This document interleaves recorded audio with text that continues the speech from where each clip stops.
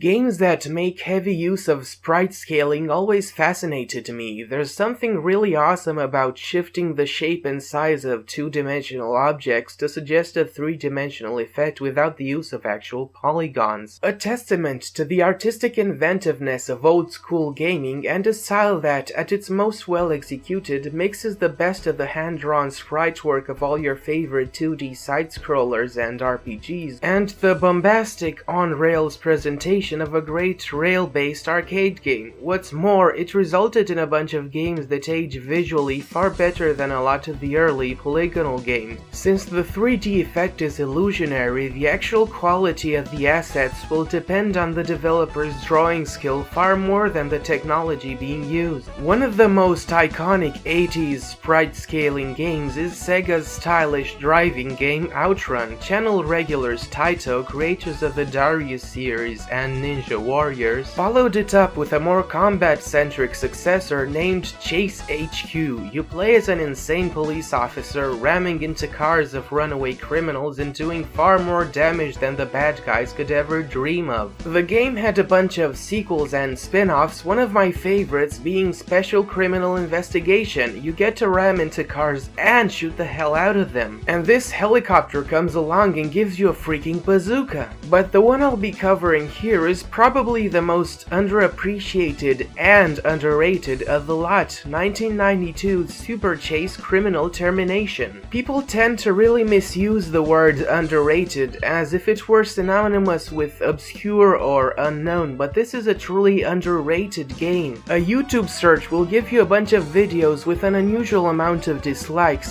some annoying Sean Baby wannabe old games sure are goofy, ain't they? Observations, and some people just shitting on the game for seemingly no reason. The ones that do give a reason seem to just find the game to be unfairly hard. While not a perfect game, I still think it's a whole lot of fun and deserves to be experienced by just about any fan of over-the-top arcade games. The controls are basically the same as the past games. You have a gas pedal, a brake switch, a speed shifter, and a limited number of nitro boosts. Every level is broken up into two halves, a more traditional driving part and a vehicular combat segment. Both are quite unforgivingly timed, and making your way through them in the allotted time limit requires a mix of split-second reflexes, stage memorization, and strategic use of your nitro boosts. It's a simple-to-grasp, hard-to-master sort of setup that allows for all sorts of interesting level designs and set pieces. The difficulty criticism isn't entirely off base. You could easily argue that the original Chase HQ is a significantly fairer, smoother game. The controls in Super Chase are just a tad off. It feels like Taito wanted to make the car handling more lifelike to fit the increased realism of the first-person viewpoint, and as a result, the game will take some time to get used to. If you're using a controller or a keyboard in an emulator, which let's be honest, you very likely will be, you're not gonna buy the fucking arcade cabinet, Jesus. The way to deal with a slight control delay is to only hold a direction when it's absolutely needed. Otherwise, quick directional taps are a better way of maneuvering around obstacles. And goddamn are there a hell of a lot of obstacles. While Stage 3 on Special Criminal Investigation threw some boulders your way that were pretty hard to predict during your first playthrough, Super Chase takes it to a whole other level. The stages are particularly perilous and hard to maneuver around. You'll have a helicopter trying to gun you down from above, and perhaps worst of all, a bunch of bad guys will chuck a bunch of very damaging dynamite at you that'll slow you down instantly if you take a single hit. Nonetheless, the game is quite far from being an unfair I wanna be the guy style mess of trial and error. There's not that much to memorize, and once you're done, the game becomes far more of a skill-based affair, and it's very satisfying to pull off a one-credit run of a stage. Much like the other games in the series, using up a credit does not reset your points. However, it does lower your time score, which prevents the game from being a shameless pay-to-win deal.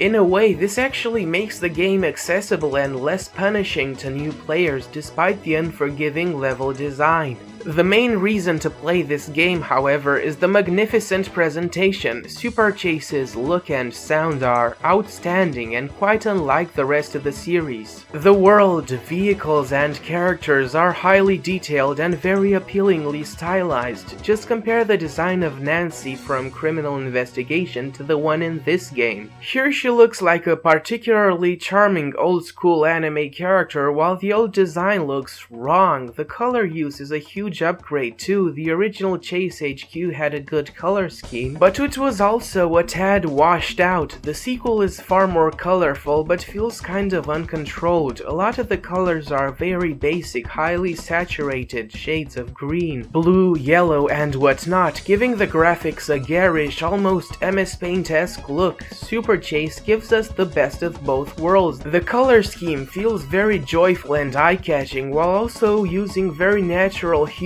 that, while stylized, recall the very wide variety of color tones you'll find in the real world. The game is full of small moments and details that'll surprise you in the best way possible. You'll have to shake thugs off your car, crash through a pizza restaurant with very unsanitary results, or switch from your regular car to a massive truck, all while your vehicle takes damage in a painstakingly animated way. The soundtrack has a very synthy, upbeat sound that fits the graphics and gameplay perfectly, and there's some great percussion to boot. Someone was nice enough to make a playlist of all the tracks on YouTube last year, so give it a listen. The soundtrack is just as underappreciated as the game itself. While not perfect, this game's too charming, inventive, and stylish to ignore, and really too genuinely good and fun to deserve the so bad it's good status that I'm sure many cynical people will give it. It's truly, honestly, a blast to play, even though the general subject matter is a little goofy. And let's be honest, the creators obviously knew this stuff would be goofy. This isn't the result of a lack of self-awareness. Actually, I'd say the intentional goofiness and over-the-top nature of a lot of old-school arcade games is actually an advanced form of awareness. Not ironic self-awareness, of course, but awareness of what video games are supposed to be all about. Simple, ridiculous fun.